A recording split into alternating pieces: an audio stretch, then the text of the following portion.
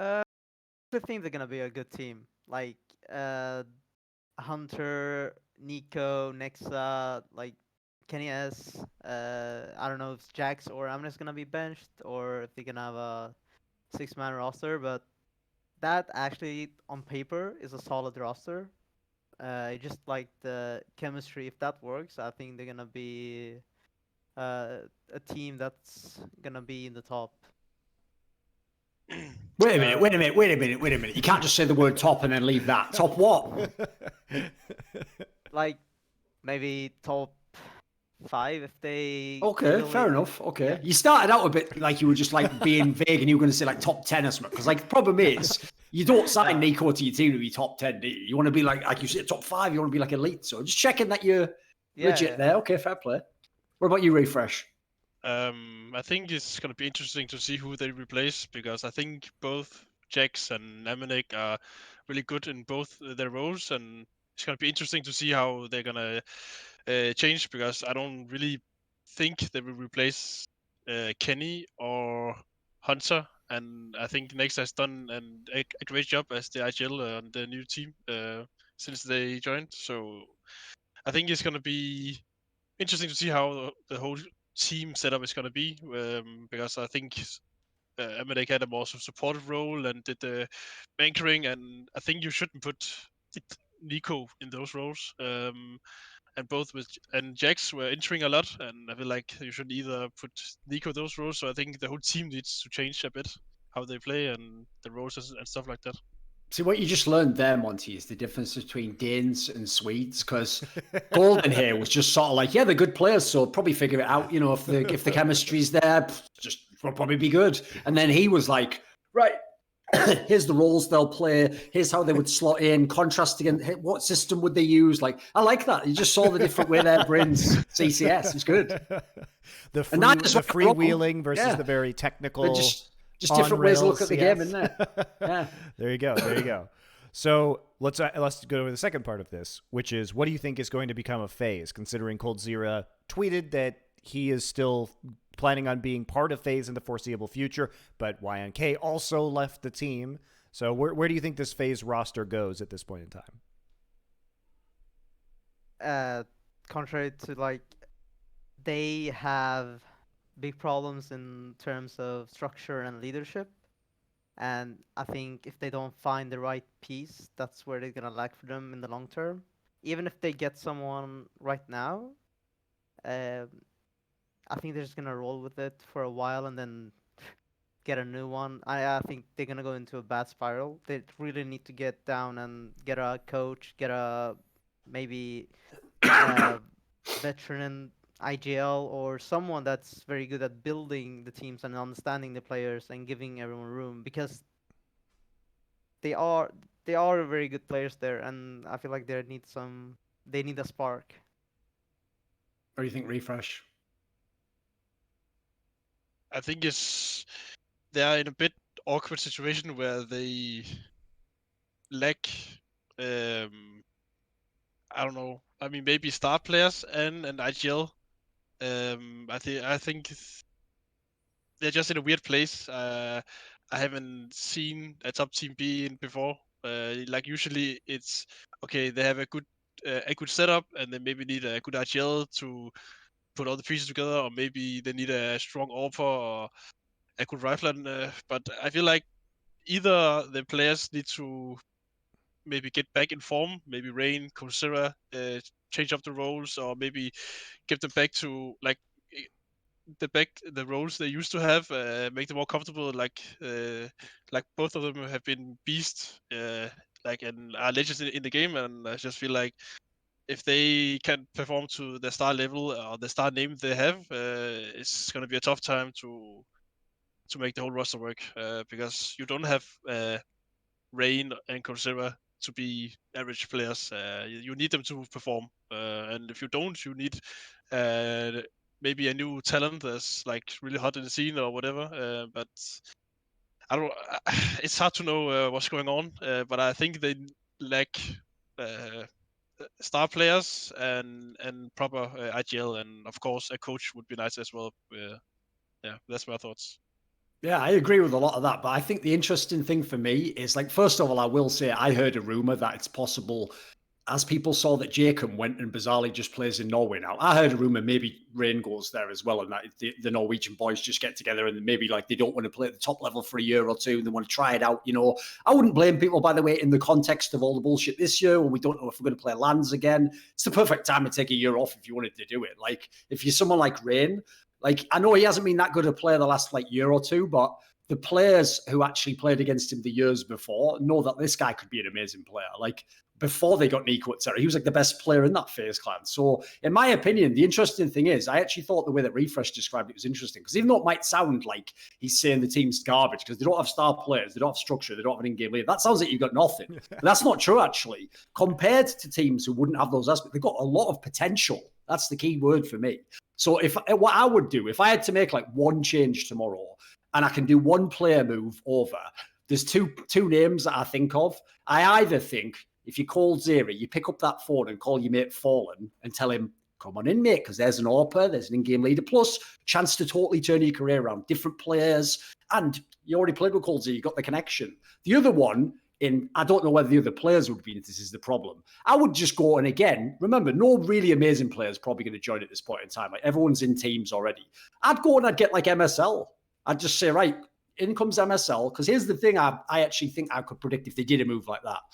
He would take people like Cold Zera, Rain, and he would make them the stars of the team. And if they have that left in the tank anymore, you'd see it. And that, like, basically, if Cold Zera and Rain are your star players and they can get, don't even have to be at 100%, if they can get like 75% of their potential, that would already be a good team. I don't think he'd win stuff, but like right now, it looks like he's going to just implode and it's going to be nothing, unfortunately, if they just leave it like this, because that story of Olofmeister coming back, that has to be a temporary solution. Like, he's tried to quit the game a few times at this point in time, so I don't really know that he wants to stay for years at this point, you know. And in the spirit of continuing to get ahead of questions before they are asked, while we segue to our viewer questions, which is, Thorin, I'm sure this is going to come up, would you potentially use Janko for Flashpoint in the future? If he's going to take a step back from coaching, maybe do some analyst work again? Do you think Janko is going to become a fixture once more of the commentary scene?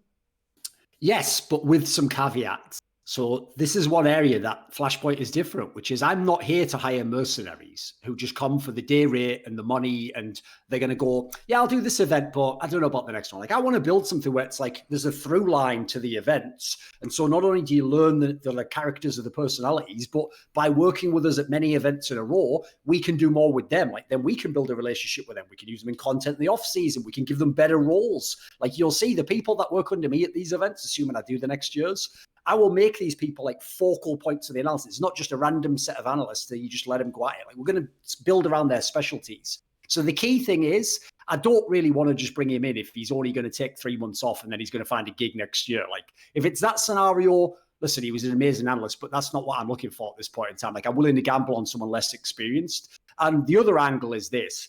The reason I actually would take Janko over some of the people who are tier 1 now and are some of the big analysts, better analysts than me, the reason why I would actually would gamble on Janko is because one area I actually feel that people like me, Semler, we actually did fail the scene, unfortunately, is we just assumed that the people coming up in the wave after us were like us. And that when they got to the top, they'd just be cool and they'd appreciate where they were at. I mean, Moses used to literally say, it's a famous thing he's mentioned.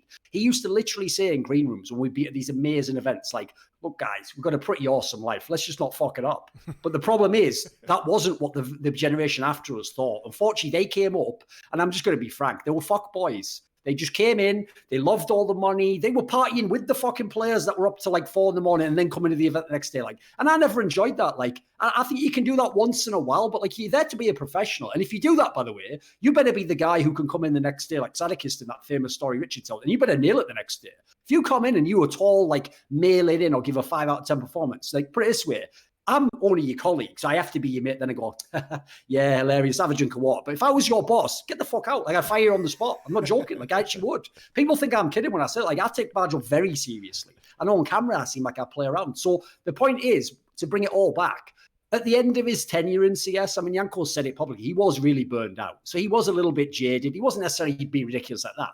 But the key thing is, because Janko was one of the first ones to come up, The difference is when those other ones came up was also when some of us were taking time in other games or we were doing less events. So we weren't really also in a position to tell these guys, like, I'm going to mentor you. It's kind of like, listen, every man for himself, like, do whatever you want. I'm going to do my shit. You do your shit. Let's just be good on camera. So the key thing is, as long as I could know that, like, mentally he's in the right place and he's got his hunger for the game back, yeah, he's one of the best analysts ever. And I actually think that would be awesome if he wants to be an analyst, because people have basically besmirched his reputation so much from his time in MIBR and FaZe and act like this guy's an idiot. And he isn't at all. Like, not only is he a very good mind for the game, but actually for someone where, remember, English isn't his first language, he's very eloquent, actually. He's gotten better and better over the years, explaining himself. He can explain exactly how he thinks about the game. So I think he could be the best analyst again if he wants to be. Oh, it's all on him if he has the motivation.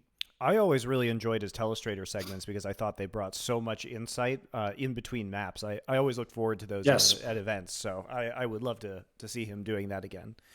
As an addendum to this question, when will the talent for Flashpoint 2 be announced is being asked. That will be Monday, most likely. Will you have any more unknown talent like Maui, like you did in Flashpoint 1? You can talk to this, Thorin. Yes. I mean, put it this way, there will be more than one name that will probably surprise you that we're bringing in for this event. And so, as I've alluded to with Maui Snake, if people don't know, before Flashpoint, the only other LAN that was relevant, that, and ours was only relevant because of the money in the name and stuff, was Epicenter. And I personally got Maui Snake to that event. I don't ever want to be a fucking host, by the way. It's a garbage role, and you don't get to be the star, and people... You just ask other people questions. So why the fuck would I want to do that? Like, I'm a scorer, mate. I take the ball and I score. I'm with my players. So, well, funny enough, Nico's like, why can't you do both? But whatever, jokes aside. So the problem is, I only did the host role for that event so I could get people like Maui into that event. Because I knew if you give this guy one chance, all he needs is an opening, he's going to kill it. And in my opinion, he has. And he's only got on from leap to leap to leap. He's gotten better and better. I saw a little bit of the pop flash to him. It looks like he's getting even more confident in his role. He's starting to build out like a little bit more personality and stuff. So similarly, I've scouted the rest of the scene. I've looked at content creators, people who've done a lot smaller events. And what I've tried to look for is the people where either like maybe I could help them fill in like the one part of the tripod they haven't got to be a top analyst. Maybe they don't have the confidence right now, or they haven't figured out their identity. But people where they've shown initiative, they've already done a lot of work. Like, these are people where I'm quite confident, like, they're going to be, like Maui said, they're going to be in that vein. And soon enough, you won't remember that I was the one that found these people and brought them into the scene, because hopefully, like with Maui Snake, the other tournament organizers just look and go, yeah, this person's brilliant at the time for our event, which would be great for them, quite frankly. So I'm happy for people to forget me in that sense. Fair enough. All right, a question for Golden now. Since Fnatic is generally known to do much better on LAN and worse online, what measures have you personally taken to improve your online performance over the course of this year? Have you done anything? Like individually, I would say I just focused on more hitting shots and having better aim. I feel like that's online CS has become more of like just running around, shooting, being confident in all the maps. Like, you always see someone taking a huge risk, taking a duel where he wasn't supposed to do, or I shouldn't say wasn't supposed to do, but like maybe online wouldn't happen. People feel more encouraged to do plays like that. Yeah, I would say just like being more prepared for those duels and taking those duels myself.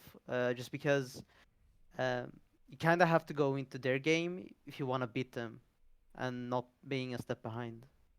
See, what I appreciate about that, Monty, is what Golden explained there when he was saying that is like, now he knows what it's like to play against Fnatic on LAN. But he just has that every day of his life now. Like,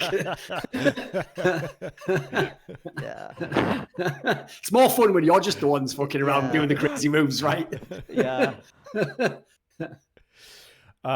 People are asking about the format. So the format is going to be very similar to Flashpoint 1, except we will only have time for one phase of group play, but we will have a group selection, which will not be live, unfortunately, because we don't have access to the players, but the teams will still be picking each other. What is holding that up right now is that we need all of the teams to announce their rosters because it would be unfair to ask the teams to select each other if they don't know who is in the other teams. So as soon as that happens, we will do a group selection, and then maybe next week, instead of the Flashpoint Q&A, we'll see if that the group selection has happened in. We might do a really fun show where we do like 20 minutes of Thorin and me bantering with each of the groups and then move on from there. So that could be a difference in the typical Flashpoint Q&A that we have next week, potentially. So yes, let's see here. What else do we have? I'll ask a question. This is my question to you, Refrezh. So you were on the 12th place team, the Copenhagen Flames, in Flashpoint 1, and you're coming back on the defending champions, Mad Lions. So I would love to know what happened in terms of you coming to Mad Lions. It was pretty surprising to see Asilian removed from the roster, given kind of Mad Lions' performance over the course of 2020. So what was the goal with the team, and what is your role going to be on it? The goal of the team is kinda to find their form again. They have been playing like great at Flashpoint 1 and winning the tournament, but after Flashpoint, the team went downhill. Got into a weird place. They lost their star player HooXi. Kinda lost their identity. They bring in Innocent, a Polish player, and they switch to English, to speak English instead of Danish, and that kinda hurt them communication wise, and mixed up their chemistry. And I guess they wanted another, like they basically wanted a Danish roster again, but with a new look to it. So they bring in me and HooXi, and he's the IGL, of course. And I think they basically wanted a new way of doing things. Asilian is more tenured and have been in the scene for a longer time, and I guess they wanted something new, something fresh. So that's basically it. And my role is basically kinda replacing HooXi. I'm almost like 1-to-1 in-game wise. And I guess our goals is to bring the second trophy to Badlands. Fair enough. Have you had a chance to scrim Mad Lions yet, Fnatic? No, I think we're gonna scrim them tomorrow. Oh, damn. Interesting. I have to double check that. I think we Yeah. are. Yeah. So No, how is not tomorrow. No, not sorry. tomorrow, but soon. No. Yeah, Hope that's so. wrong. All right. So with how's the practice been going with the new team so far? The practice has been really good. It kinda clicked really fast. It of course I could feel the players were much more experienced than on my old team, and I felt less pressure on myself because the rounds were a bit easier. I didn't always had to take a risk and so on. Sometimes I could rely more on my teammates, and in general, like overall better players. So the overall game gets easier. And so for me personally, it's been really good. I kinda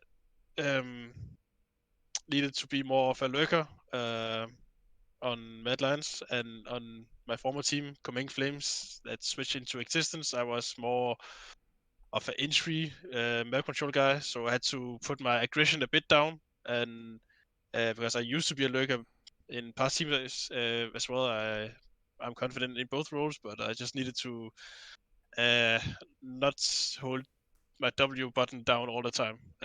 Sometimes I needed to chill and take a step back and let the other guys do the working. Do you feel more comfortable now that you're kind of back in the lurk role?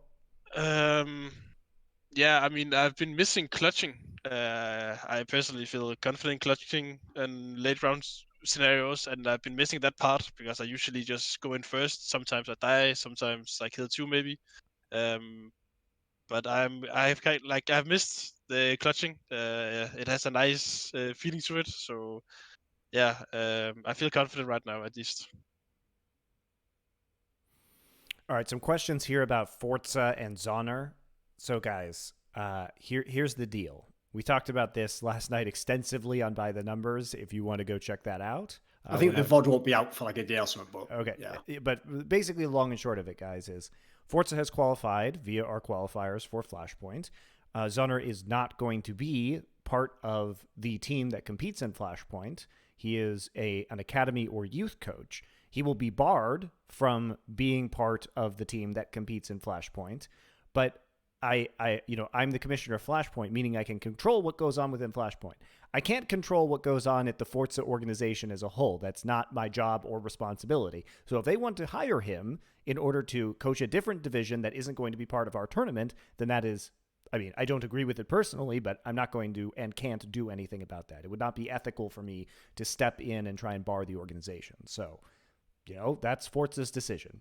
I wouldn't do it personally, but people have missed the main point about that. The main point isn't that there's any rules prohibiting them having this guy in their organization or giving him a job. It's just that some of us consider it to be unethical in light of the message it sends to the scene. But that essentially, by making fun of forZe, we're essentially just saying, like, set a better example for the community, not you've committed a crime, like arrest them. Like there's not, like, we can't do anything about it. Like, people thinking we're going to ban them. Like, that's why I knew that those guys either just didn't understand, maybe someone didn't have very good translation skills on their end. But the fact that they kept going to the angle of saying that, like, people were saying to ban them, it's like, I don't know about that. Like, that's not really, I think, the angle people wanted. People are just upset that, unfortunately, they've sort of implied that they don't care that much about cheating. That's really the only problem. And that's just a personal issue. So we're not going to punish them in any way. And spoiler, one of the whole problems of this coaching scenario is, unless the guy's name in the fucking game says Zoner, we have no way of knowing who's doing it. So we wouldn't, it's impossible to,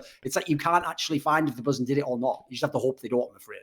Yeah. So effectively, we don't have any kind of, actually, let me put it this way. Technically, I guess we could say that forZe can't compete as long as he's part of the organization. However, I find that to be an overreach of authority and also a pretty slippery slope, because then, like, Flashpoint can control who's in your organization, even if, how does that, how does that apply to, like, other games? You know what I mean? Other people that may do shady things. I don't want to be the arbiter of the entire esports landscape. I just want to make sure that we have people who aren't banned competing in Flashpoint. So that's as far as we're going to go on that one.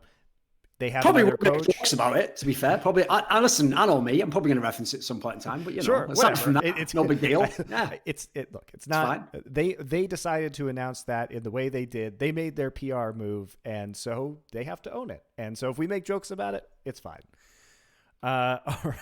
Okay. Question for you, Golden.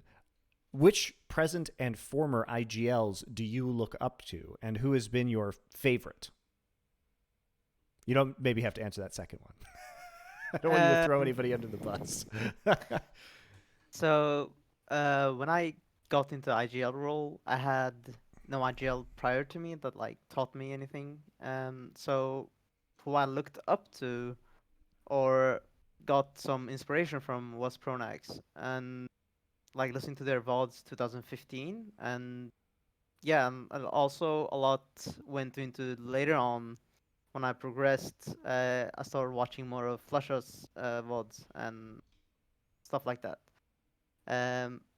So prior to, like, except those two, I haven't really, like, went into details of another IGL. I just think of how they actually call, and I imagine myself in their shoes. That's more like, that's it, and then I don't actually go in and take a lot of inspiration from.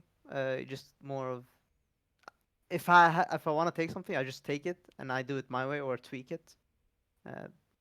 No one at the moment. That makes a lot of sense, because you have to realize, obviously, he basically has, like, Pronax's team. And if you know anything about those players, I'll just speculate, but I know these things. They have a very particular way that they want to play the game, and they don't want somebody, like, when I was describing, like, MSL going in a phase and just saying, like, right, it's my team now, you're going here, like, that ain't the way it's going to work in Fnatic, mate. So as a result, like, you don't have to be Pronax, but you have to know what he did for that team, what they liked about it. I think Flasher similarly had a similar mentality. He wanted to play a pretty default style, and then from that, people make plays. So it makes perfect sense. Like if you inherit a team like that, the smartest thing you could do is why not check the guy in the shoes you're filling, you know? Yeah, but it has become more. What she described was maybe us in 2018, and right now it's much more. It's not like it was before.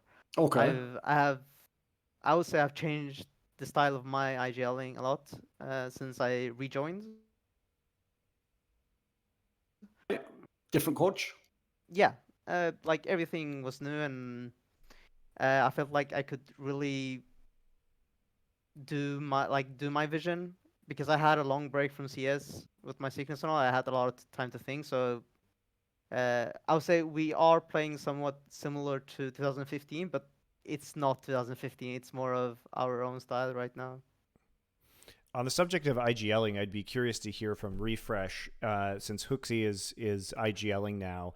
Considering you're like 2 players from Copenhagen Flames and the other 3 players were formerly of Mad Lions and working with Hunden and then Asilian, is HooXi trying to adapt more to the Mad Lions system, or are you two trying to adapt them more to the Copenhagen Flames style? I think we are trying to find a mix between both, but more leaned towards the style me and HooXi had, because actually, for Flashpoint 1, me and HooXi, we joined a week before the tournament, and we had a 1-week boot camp, and it was a pretty tough job to like prepare for 1 week. I mean, for the qualifier to Flashpoint, we had 1 week before that of practice, and what we thought would be the best was like to, okay, let's do all the stuff you used to do and just put us into the roles, and that's how it's most effective, because then the 3 players on the roster would be most like comfortable not changing stuff and just kept doing what they were doing. So we kind of just like went into the team and just did the same things as they did, and it was really weird because first of all, I think it's almost impossible to change a IGL like 1-to-1, because their minds are like really different, and it got to show a lot because HooXi had a really hard time trying to call on the same style as Cillian did on back in that team, because Cillian came from Coming Flames to Mad Lions, and that was kind of tough for him and also tough for me to just play another guy's role like 1-to-1 and not doing it in my way or have my tweak to it. So we kind of learned from that mistake that it wasn't that great, because we came on last place at Flashpoint and didn't win a single game, which wasn't great. I mean, we were close on some maps. Like we pushed many teams into like 3 maps and maybe lost 60-14 and stuff like that. But in the end, we didn't have a single map, or not map, Match. like series, a match we win. And Yeah. I think some of it came down to it's that 2 of the players wasn't like confident or feeling that they had their own flavor or spice like into the team. And I think every player should like have the freedom to play some sort of what they like, and of course it has to be a compromise of the team. Like you shouldn't be able to do whatever shit you do, but unless you are maybe the best player or whatever. But in general, you need to have some guidelines, and I just feel like if you can't play your own game like at all, it's really tough. I felt it individually, and HooXi also felt it like calling wise. So we're trying to lean it more towards HooXi as the like IGL, because I think maybe Golden can go in depth with it. I think it's really tough as an IGL to try to call for another guy which isn't you. Like you need to have your own method. You have to have your own like theory behind why you do stuff, and not just call it like randomly. So yeah. Yeah, definitely. Like you, as an IGL, um, from the day you start playing to the day you like start reevaluating yourself, you always come up with new stuff, and playing into someone else, like playing someone else's cards, is not that pleasant. Like I've been there. I've been in a situation where I don't feel comfortable as an IGL, and I can say I like was so hard on myself. Like I can't do it. Like it's so unpleasant to play how someone else wants to play. Uh, like uh, how do I say it in the proper way?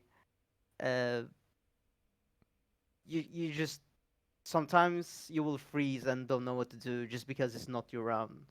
If someone else in my team wants to call around, try to stay out of it because just I don't know how they think. Like I don't want to disrupt anything. I don't want to cause any uh, like troubles in their minds if I do say something.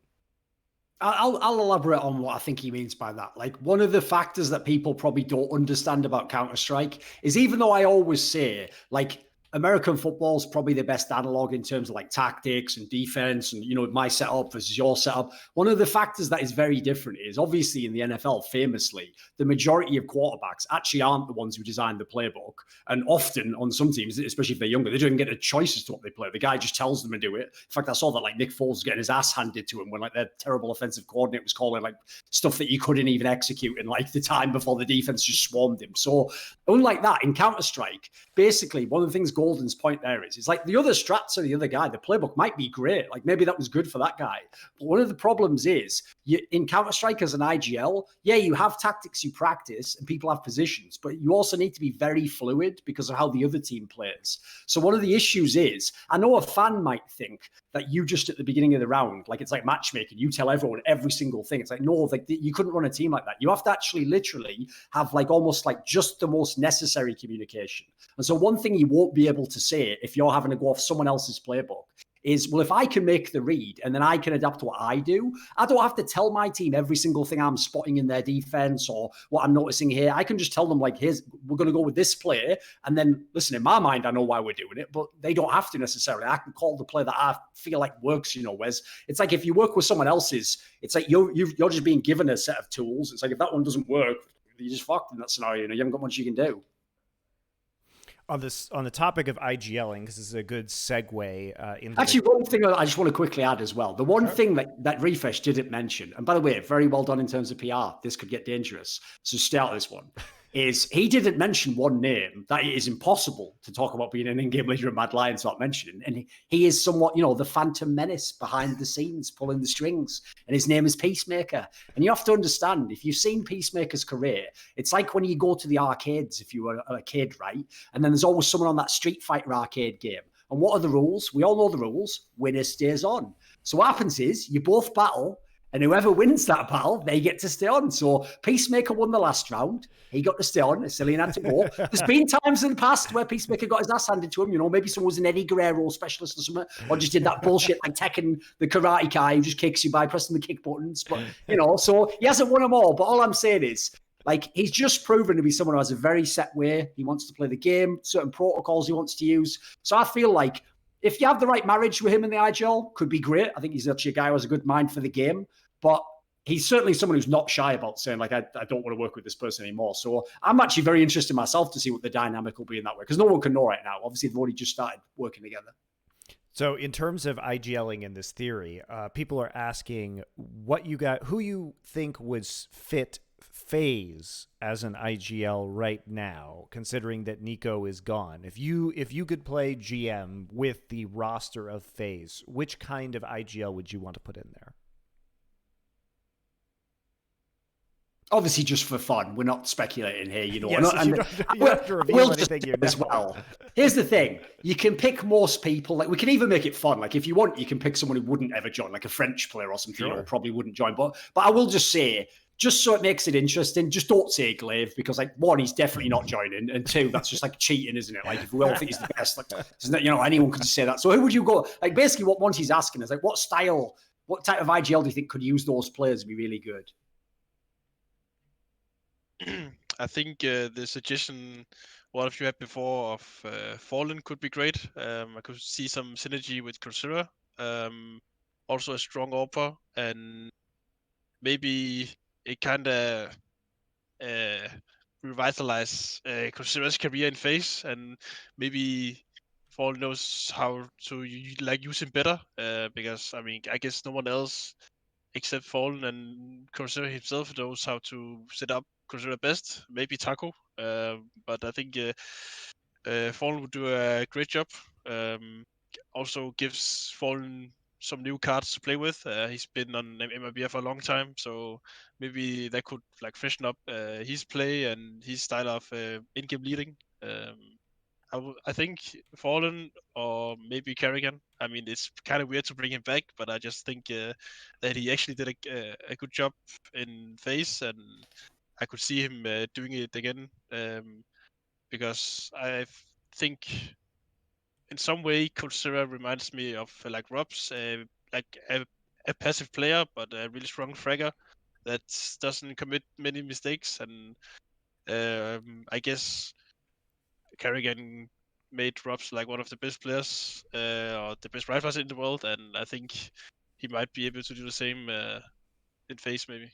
By the way, if you were writing the script, this is a movie.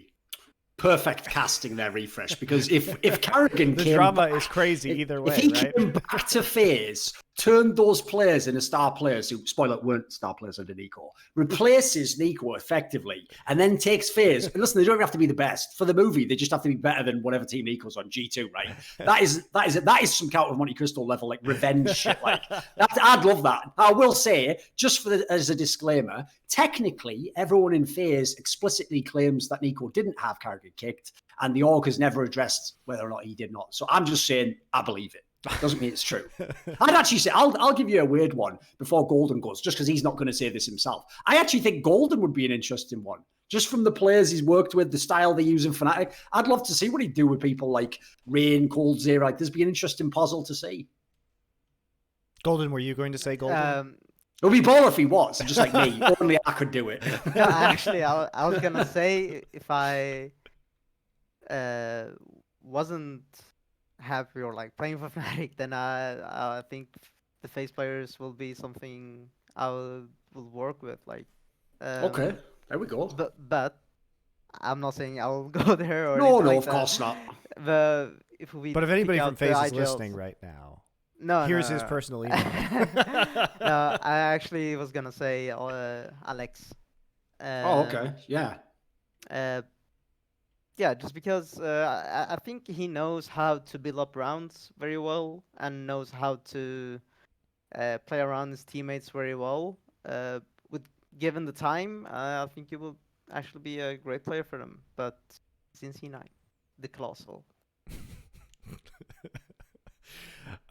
So a couple quick questions. There were some questions a little bit further back about format. So people are wondering how we get 8 teams out of the GSL groups. So the answer to that is that the top 2 teams from each GSL group will qualify for the playoffs. And then we are going to have a last chance qualifier at the end of our groups where the next 4 teams, so the teams that would be ranked 7th through 10th, will play for the last 2 spots. So unless you are 11th and 12th, where refrezh doesn't hope to be again this season, you will still have a chance to get into the Flashpoint overall playoffs.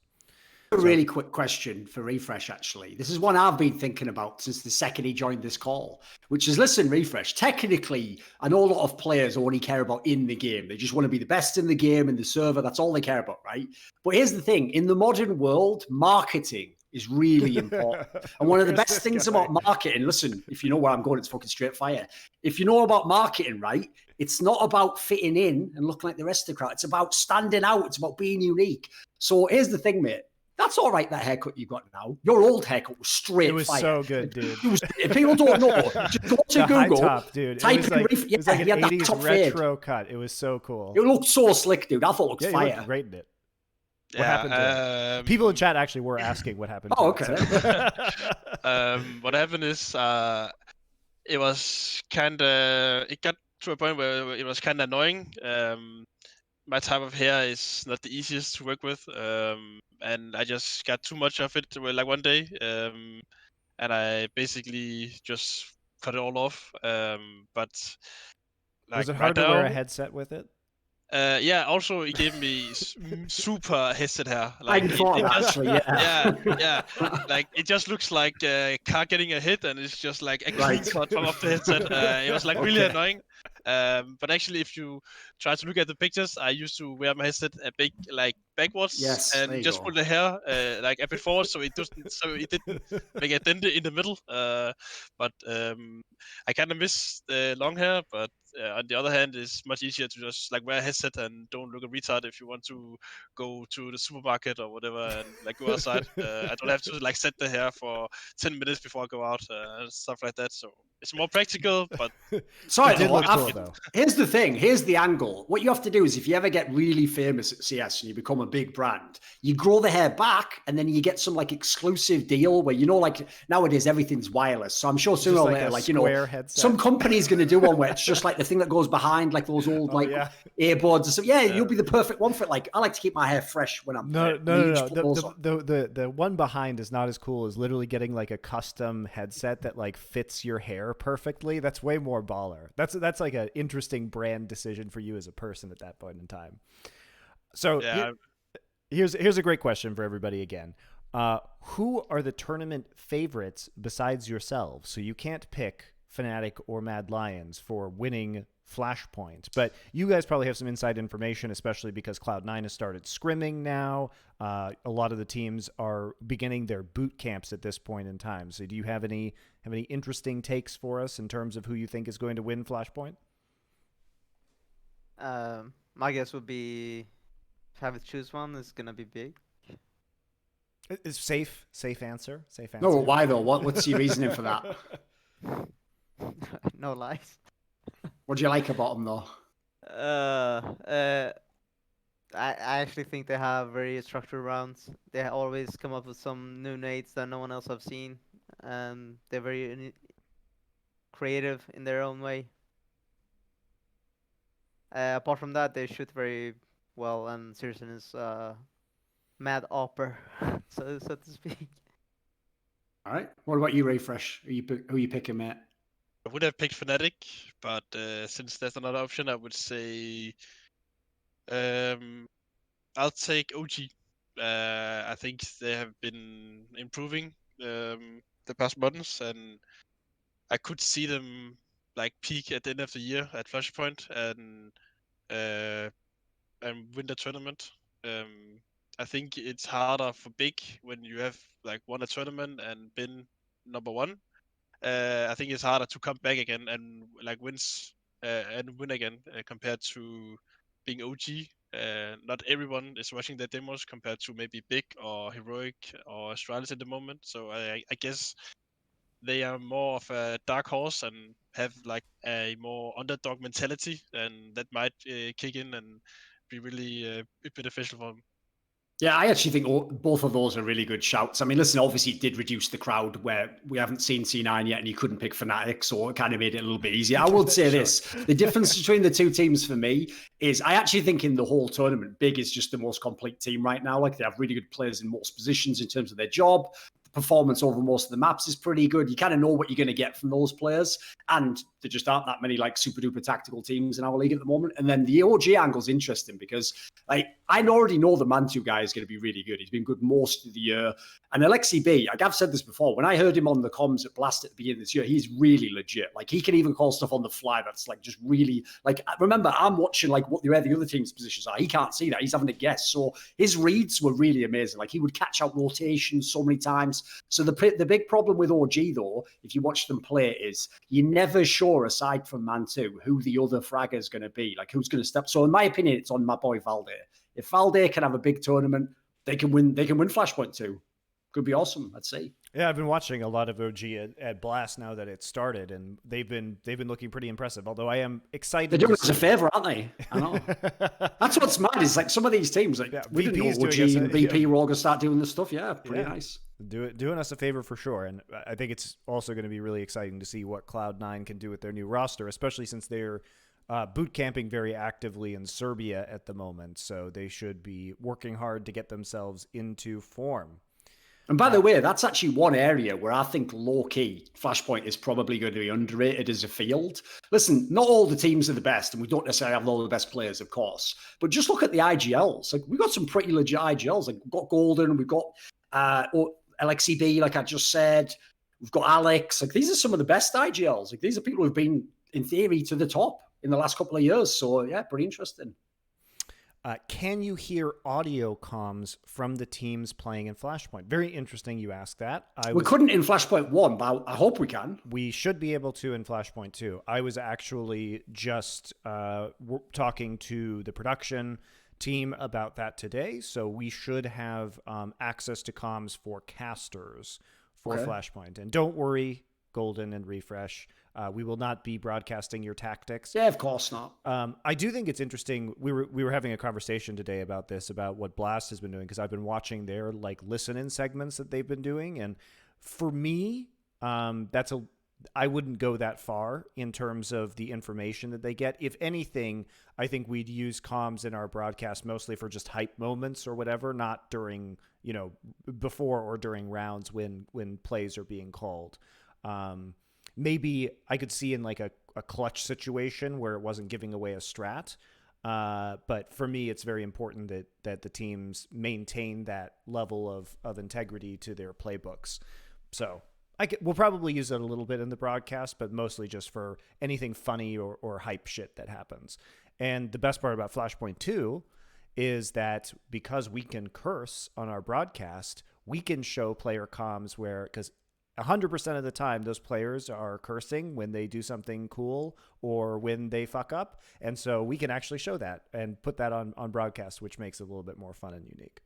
The thing I will say is, in my opinion, you don't have to use comms at all on the broadcast. Like if it was actually up to me, which it sort of is, but not necessarily, I personally would say never show them on broadcast, except like you're saying, like if someone reacting to a clutch, or someone, just did something funny in the round, that's fine. In my opinion, you should actually just like be extremely careful. So I understand what you mean, Monty. Like they do go up to the line, but I will say the characterization, because obviously I worked on the Blast broadcast, is in theory, it's the analysts who ask for some of those comms. So it's someone like Maniac. And the premise should be, he's a responsible adult. Like he's not going to ask them to play a part that can give something away. So in theory, if he even asks for something that sort of hints at it, it's probably because like they were doing like a very default round and they were just doing something simple and the calls actually weren't like nothing top secret or anything, So in theory, they should be doing that in that regard. But like I say, personally, I wouldn't even take any chances. I would just make sure nothing even vaguely related to the call is in the round, just because here's the real problem I have is I know why players get mad, because obviously they're worried, like, are those comms being saved somewhere? Like, what if someone was evil in the company and they sent them to people? Like, I don't want them to even worry about that at all. So I want them to know, like, the only people who ever hear it is analysts. And if people notice, I'll comment publicly, like, G2's comms look messy. I think LXCB has amazing calls, but I never tell any of the information, though. And that's another thing. You've got to have pure integrity from the analyst, because we're actually being trusted with something really important there. And the most important thing is we need those comms, because I can tell you it's night and day if you have them and you don't. If you don't, I've been able to guess at a lot of stuff over my career and ask people questions, but it's totally different if you've ever been an in-game leader and you know tactics and you can just hear what they're saying. Like you get a whole different insight to the game, and it's super valuable, because I tell you what you find. You will always find one player in a team that you don't think's good, because maybe his stats are bad or he always gets killed on when you're watching with your eyes. But when you find out what they do in the round, sometimes you're like, wow, I have like a new respect for this player. Like maybe he's doing some like picking up the slack for someone else, or maybe he comms amazingly. Like there's always some angle you could never guess at from the outside. Yeah, and I think the other, there's another thing to consider here, which is like we will be hearing these in the green room because all the talent will be on site, right? So it's not being disseminated all over the internet to people's various homes. But it really does help analysts accurately just talk about what's going on. So many times you can't know what happened within a game in an esport, and so you end up having to make suppositions about perhaps comms broke down in this moment, or perhaps they were nervous, or perhaps you can much more easily identify what is going on in a game when you can hear the comms, which allows you to be, I think, a little bit softer on the players, or at least like make the right analysis in that scenario. And it's not that you're giving anything away, it's that you don't want to assign praise or blame where it doesn't necessarily belong if you're just speculating. So I think it's good for the teams in that way too, because it just gives people more insight. And I can tell you that as a commentator myself, I consider, and I've been in many team houses and listened to many comms over the last 15 years, and I can tell you that that is like the top secret information of the profession, and that I firmly believe that leaking that information should get casters fired. You should probably be fired, yeah. That is a fireable offense to me, because that information is being entrusted to you very specifically, and you need to handle that information like a professional. So we will hold that people to the strictest standards at Flashpoint, because I believe that's how serious it is. I will put in there, just as a quick aside though, just for funsies for fans out there. So you know when fans are always telling me like, why do you say Nico's overrated as an in-game? I've heard him call. So I'm not going to say what he called. All I'm going to say is I've heard him, you haven't. So if you're a fan, sit the fuck down. Anyway, what were you going to say, Golden? What were your thoughts, mate? Yeah, well, like we're speaking about professional integrity. I feel like that's such a hard line to actually achieve. You never know what someone else will do, and you can't control their actions. Sure. That's why I That's really part believe of being alive, man. Yeah. Anyway, continue. Yeah, but like we can't. I actually don't agree on everyone hearing our comms without consent. Yeah. There should be staff that's they're the only ones, like admins or whoever. They're the only ones who have our comms and no one else. And if the analysts want to use our comms, they have to either ask permission or something. Yeah. Other than that, I actually don't really feel comfortable anyone else hearing our comms. Yeah. I don't think any other teams, actually players, would feel the same. Oh no, that's a totally legitimate position. And if I was an in-game leader, why would I want anyone to have my leader? I don't care what the analysts say. I'll just take it. So I get that, by the way. If I was a player, I'd think the same thing. Problem is, mate, I'm an analyst, so I get to be selfish as well. So unfortunately for you, you don't have the choice. Like if you want to play in this tournament, you have to. So it's just where we're both gonna have to be in the middle on this one. So I assume you'll be calling in Swedish though, so we won't be able to understand. No, I have Semler there. I have Semler. Don't even worry about that. I've got my spies. I've got everyone I need. Don't worry. Listen, I won't lie. I'm not even going to bother asking Anders what the Danes are saying. Like I don't ever want to hear that language. Actually, I'll stab my own ears out with a Q-tip. What were you going to say, Golden? Come on, mate. Finish your point. I actually forgot. Never mind. It's all right. I understand. As a general principle, I get why like players aren't going to like it. All I'll say is this. That's maybe where I hope Flashpoint in the future can actually convince players. Because right now, I agree. Like if I just look at what Blast does, so they listen to the comms the whole time, and then they just do one funny round. Like that doesn't seem worth it. Like even for what the analysts get, because the analysts don't. It's like a normal event. They have like 2 minutes on the desk. But here's the difference is we're trying in the future with Flashpoint to level up the analysis. And basically, it's going to be about analysis on the show. So not for this one necessarily, but in the future, I hope that by being able to show people how brilliant some of the stuff people do in the teams do and give people proper credit, one day we'll show that we're not going to leak it, but that it'll seem like it's worth it. You know, I get totally the why as a player doesn't seem worth it now. I get it. I mean, I think it'll probably be, you'll start to see that even during this iteration of Flashpoint, because we will have telestration segments, and we're working on tools that will allow us to kind of show tactics and stuff like that. So you'll see more in-depth kind of round breakdowns on Flashpoint than you have on some of the other events that have happened. By the way, though, one thing I will say, because this is one thing that's actually cool about this event, Golden, is we actually do decide some of this stuff. So it's not like we have to just go, well, our bosses, we can't do anything. I'll tell you this, mate. You or any other person who's a coach or an in-game leader, if you ever think that the analyst said something that's like, you gave way too much there, or you gave, like, for example, it's one thing if someone says, oh, this person made the call to do like a mid-round or something. But if they make it too specific, or you think that it made the blame to, there'll be a way, like we'll tell the admins or something. You can tell the admins after the game or communicate through your org. And if it's legit, we'll look into it and we'll try and fix it if that's the case. Like I promise you that, mate. If you communicate it to us, we'll see if people have gone over bounds or something. Yeah, because I understand it's very delicate. Yeah, I remember what I was supposed to say about earlier. You said we middle in the middle, and I was just gonna say that just makes your job easier as an analyst. Yeah, it does. And it doesn't give me anything. No. Oh, that's not true. That is not true, mate. Holy here's shit. what it does. Think about His what I job just said. is making you look good.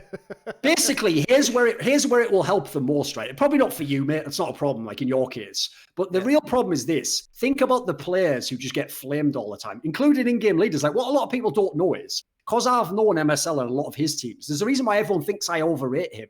Because I know some games where he actually called like an amazing T side, but his team won 7 rounds because his team wasn't good enough, or someone lost 2 1v1s or something. If you don't know that though, and people have a narrative around them like that's just a bad player or whatever, basically it's too easy if you're just having a guess to be like, well, they lost the game, so I guess the guy's bad still. And unfortunately, the narrative can sometimes get out of control. So that might not be a problem for you. It's not an issue with your career right now, but that's what I meant by meet in the middle. I know what you mean. It looks like we just get everything right now. But there's something we give back. But here's the thing, is that it allows the analyst to portray you better, so you don't have to later deal with bullshit of you having to go on Twitter and being like, no, I made this call, but then something else happened, and that analysis was wrong, right? You want the analysis of your team to be right, because, Golden, deep down, because you're a pro player, you want recognition for your brilliance. You want people to know when you make a fucking really good call in the game, right? So we're helping you with that. Yeah, I only care if my teams care. Like, if my teams give me recognition for that, that's what I care about. I don't care about what other people say. I don't feel like that's a consistent way of being good, because you will always be influctuated of what people think of you, and that will mess up your career more. Yes, but what if what people thought of you was more accurate because we had more information? So no, say he doesn't care though. Yeah, well, I've had to deal with a lot of shit in my career, so it's like, I get it. It's okay, but it just makes me want to play better or be better. All right, fair enough. So you should just join Flashpoint full time then, because getting flamed is part of our jam, man. Oh, I'll whip you in the ship soon. You'll be the best IGL in the world when I'm finished.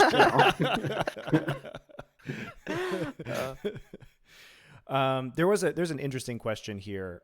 Can you guys do comms videos like Riot does? Have you seen those, Thorin, where they do like the in-game comms? What are your thoughts on those kind of videos? We can't. Like, the problem with that is League of Legends, spoiler, there are no comms. It's just saying the fucking name and like, can we rotate to middle? Like, you're not giving anything away with that, are you? Like, the same map every time. It's what depends what the champions are. Like, it's chalk and cheese in terms of the games there. Like, they're just too different. So in my opinion, that also, I think, goes up to the line of potentially being inappropriate. Especially because, right, especially if it's like production people working on it, I can tell right now they don't know the game, so they might just give away like the wrong info, So if we did something like that, I would have to personally oversee every aspect of it. Like, it'd have to be a super in-depth piece, and I'd actually want that to even potentially be run by teams and see like is there anything over the line in there. I would say that if it came to like the tactic stuff, we would definitely seek approval from the teams about what was appropriate. But I think in a theoretical universe where we could get that permission from the teams, we could make some super sick like tactical features or breakdowns of certain like critical rounds and why teams are making those decisions. I think it could be amazing, but we wouldn't do that without team permission.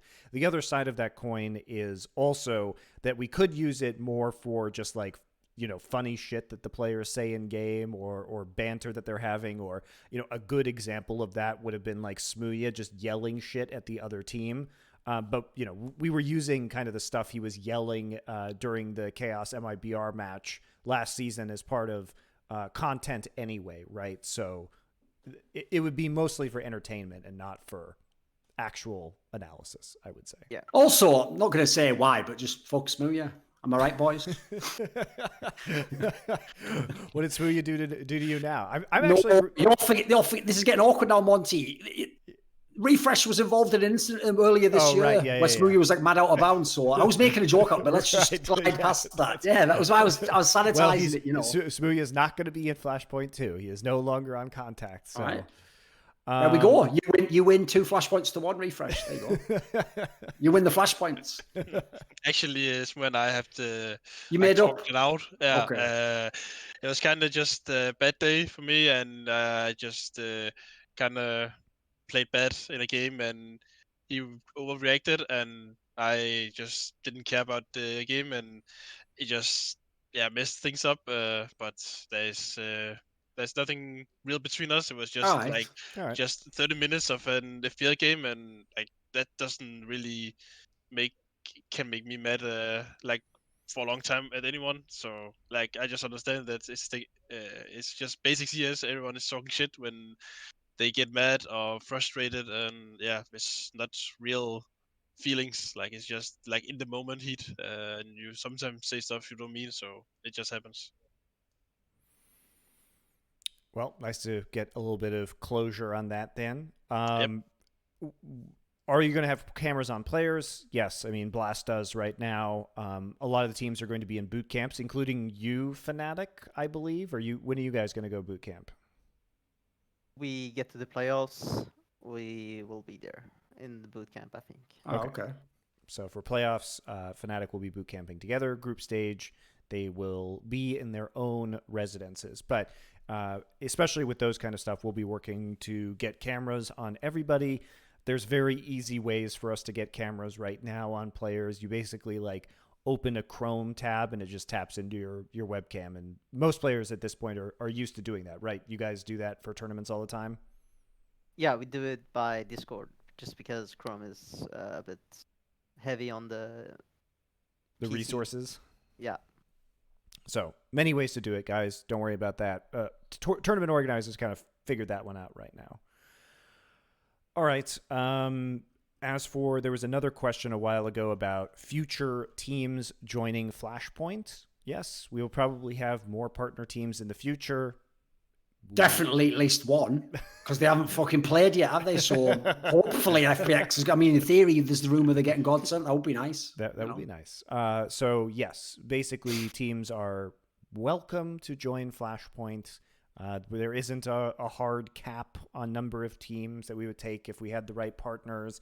So my dream, Monty, is that either Fnatic, Big, or G. I just want one of these teams to win, so that then when those players instantly, 30 days later, get that 100k each, they're like, actually, what the hell? I love Flashpoint now. That's all I'm saying. That's all. Listen, what happens after that happens. All I'm going to say is I just need those 6 figures to hit the bank account. Minds get changed. Hearts and minds. That's what we're trying to win. Yeah, the thing about living in Sweden, though, is by the end, it's $40,000 instead after taxes, right? So... Yeah. Not quite so impressive. Yeah, but the difference, Monty, is that when they take all that money, the roads actually, that's not a meme. The roads are awesome. They're their healthcare is all the difference in America is it's there's a famous meme, right, where it's that Harold guy who looks pained where it goes right, done my taxes. And then the next one is just him going, I'm sure the potholes will be filled in any moment. Because the joke in most countries is they just piss the tax money away, don't they? At least they actually use it for stuff in the Nordic region. That's true. Fair play. I do love that living in Los Angeles, I have 10% additional tax, and I'm not exactly sure where it goes. No, who the hell knows? That's fair. Who the hell knows?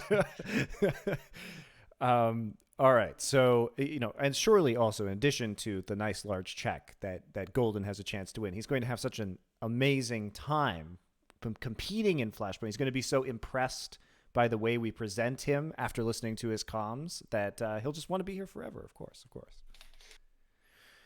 All right, so final question, just quickly. Will the tournament be in the morning or in the evening as Blast does? Well, we would like to get North American viewership since many of our teams are in North America. So the odds are we'll be starting in the afternoon and into the evening European time. So convenient in the afternoons and evenings for your European viewers, and for American viewers, still the opportunity to watch in the morning and into the early afternoon, because we're running 2 best of 3s a day, so that'll take 5-6 hours. All right, well, thank you very much, Golden and refrezh, for joining us here on the Flashpoint Q&A and giving us all that insight into your new team if you're refrezh and into your IGLing if you're Golden. We will be back next week, but again, we're going to try and get the group selections done, so maybe we can have some fun banter and kind of bring in the team captain of all the teams. Will obviously depend also on scheduling with Blast, considering or other tournaments that are taking place at the time. So we'll try and give you some more information. Follow Flashpoint on Twitter for that info, and you can catch up.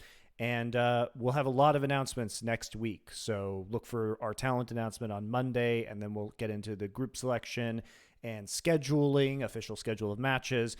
And hopefully we will have all of our teams announcing rosters so that we can do these things and bring them to you. And then the week after that, we start Flashpoint 2. There was a question about where we're going to be. We'll be at Twickenham Stadium in London, not actually outside in the stadium. They have indoor production facilities, but that's where we're going to be. It won't be exciting because nobody can come watch it. But Don't even try. It's a bubble. You won't be allowed in. You won't be be like allowed Bio in. Dome. You'll be repelled. Yeah, exactly. All right. So we'll catch you next week. Till then.